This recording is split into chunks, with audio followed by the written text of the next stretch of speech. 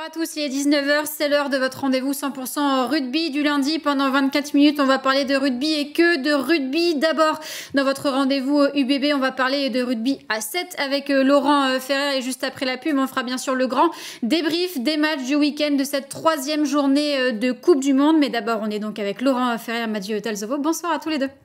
Bonsoir. Alors 2 mois après à peine votre titre de champion de France du circuit élite, eh bien vous avez enchaîné avec la deuxième partie de votre saison et le tournoi in extenso au Super 7. Ce week-end vous étiez à Lyon pour la deuxième étape, vous terminez à la 8e place alors que le week-end d'avant vous remportiez cette première étape de Clermont. Quel bilan à froid maintenant vous faites de ce week-end de deuxième étape à Lyon? Bon, le bilan de ce week-end, il est forcément pas très bon par rapport à la grosse performance qu'on a eue le week-end d'avant. Voilà, il a fallu évacuer un petit peu cette belle performance. Et à Lyon, c'était un petit peu compliqué. Voilà. On va retrouver malgré tout ces images de joie de cette première étape à Clermont que vous avez remporté. Un statut, du coup, vous avez été favori grâce à cette victoire à Clermont et ensuite aussi avant forcément avec cet été ce titre de champion de France. Est-ce que vous avez le sentiment que du côté de Lyon ce week-end, peut-être que cette pression, ce côté favori vous a causé du tort quand on sait que l'ADN de cette équipe finalement c'est d'être les outsiders et de chambouler un petit peu tout depuis sa création? Peut-être. Après, on avait un tirage, quand on a vu le tirage au sort contre le Stade Français dans un premier temps, et on croisait aussi contre Pau ou Clermont, c'était. Donc on s'est retrouvé contre Pau, qui avait perdu le week-end d'avant au premier tour.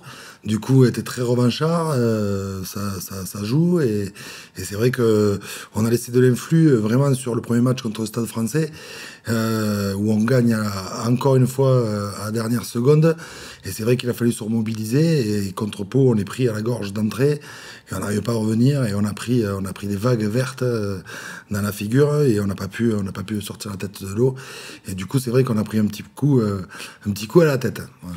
Ce qu'il faut rappeler aussi, c'est que cette équipe, les trois quarts, il y a 18 mois, n'avait jamais joué à 7 finalement. Donc ce type de week-end, même si c'est un petit peu dur à dire, ça peut aussi faire du bien pour forger l'expérience de ce groupe qui en a besoin aussi.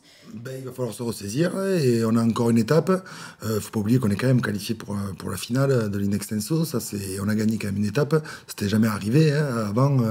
Monaco, Pau, le Racing et les Babas, c'était imposé. Nous, on n'avait jamais passé l'équart auparavant. Et pour la petite histoire, à chaque fois qu'on a perdu un quart, on a perdu contre le champion. Donc voilà, on va essayer de faire mieux en tout cas, parce que c'est une aventure, on a envie de la vivre jusqu'au bout. Et ce week-end à Pau, on va essayer de faire de bonnes choses encore une fois.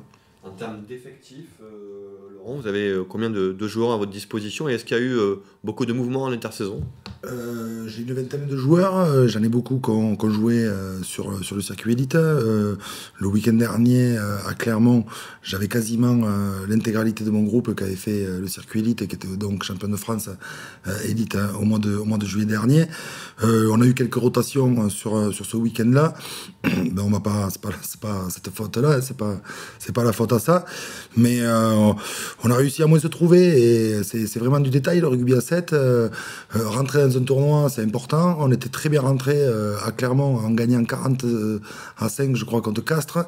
Là, on est rentré où on a perdu beaucoup d'influx sur le premier match contre le Stade Français. Et puis après, on n'a pas reçu revenir au niveau, revenir au score contre Pau.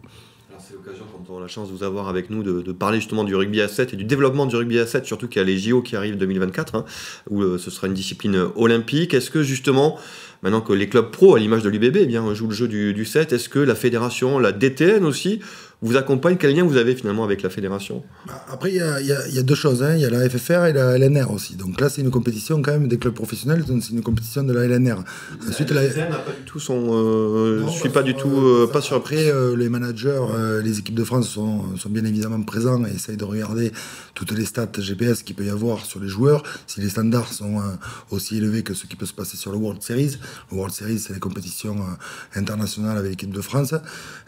Voilà, et on essaye on s'aperçoit quand même qu'il y a des ratios de GPS qui sont vraiment très élevés et qui sont pas loin des standards World Series quand même, hein, sur des compétitions.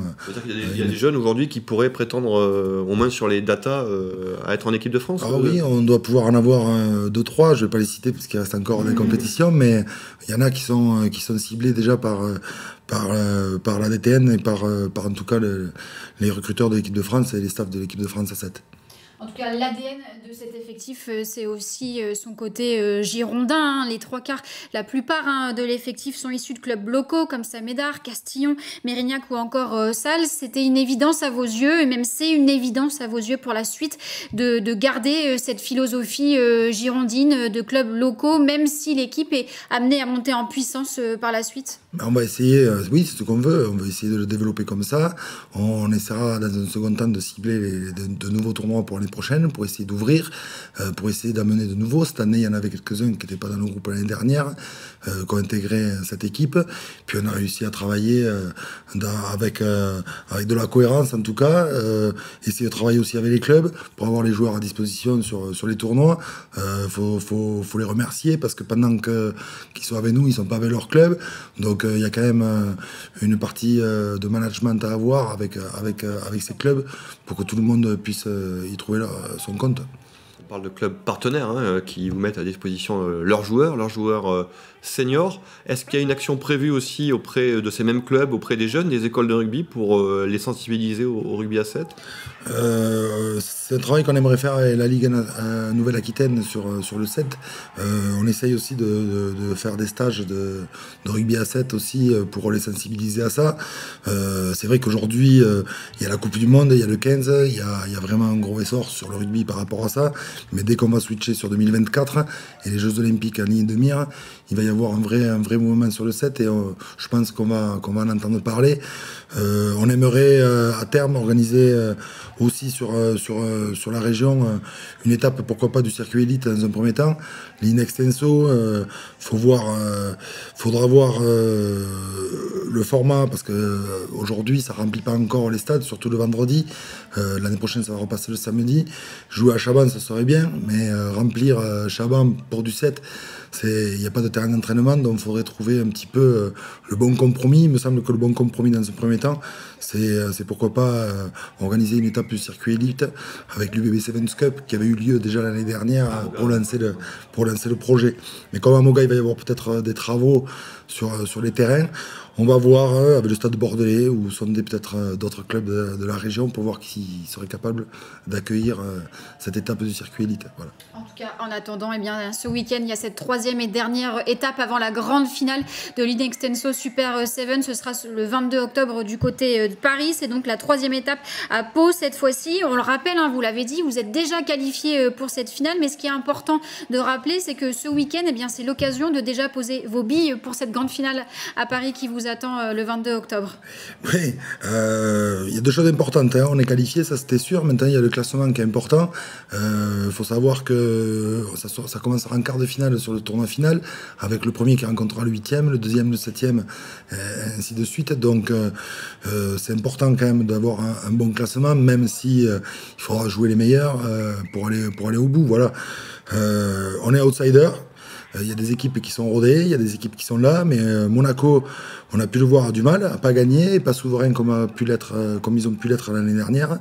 Donc le Racing n'est pas encore qualifié, les Babas ne sont pas encore qualifiés, il y a des équipes qui tapent au carreau pour pouvoir se qualifier. Il va y avoir des déçus. Nous, le gros avantage, c'est que nous, on a réussi à aller chercher notre billet la semaine dernière et on a vraiment fait une très grosse performance. Quand on voit cette semaine la performance de Pau, la semaine dernière, on a été capable de se libérer et de trouver vraiment des espaces et de proposer vraiment un jeu total et un jeu vraiment complet. Donc on va essayer de se remobiliser après cette contre-performance du week-end dernier pour pouvoir faire quelque chose de bien, et ça passera par une victoire contre le Racing pour pouvoir continuer. Néanmoins, si on n'arrive pas, il faudra essayer de marquer des points au maximum pour pouvoir avoir le meilleur classement possible et être dans la partie haute pour l'étape finale. On en discutait juste avant de commencer cet enregistrement ensemble. Toute l'exigence du rugby à 7, c'est que ça peut aller très vite dans un sens comme dans un autre, positif ou négatif, que la réalité d'un week-end n'est pas celle de l'autre. On l'a vu très bien avec vous ces 2 premières étapes. Finalement, tout peut se passer ce week-end et engranger un maximum de points pour cette finale. Exactement. Je parle de nouveau de ce match de Pau. On n'a pas de ballon et à ce jeu, si on n'a pas le ballon, on recule. Et si on recule et qu'en face ça va vite, ça joue bien avec de la confiance, c'est très difficile. Pau, ils rentrent dans leur match contre nous. Ils marquent 2 essais en coin. Le premier essai, il est transformé avec la barre et ça rentre. Le deuxième, c'est le poteau. La semaine dernière, la réussite, elle était de notre côté. Quand il n'y est pas, on serre les fesses. Et c'est vrai que les 14 minutes, ils sont longs et on a pris 50. En 14 minutes, ça fait mal à la tête. Voilà. Après, on n'a pas fait un mauvais match contre les Barbarians sur notre dernier match. Voilà, on était au coude à coude, mais encore une fois, on rentre mal dans le match avec 2 essais concédés très rapidement. Et après, on force pour aller le chercher. Ça se joue sur une petite décision en fin de match. Le score est gonflé, mais bon, on était quand même au coude à coude avec cette équipe-là. Voilà, le Racing, le bilan, c'est 2 victoires pour nous, 1 défaite en 2 ans.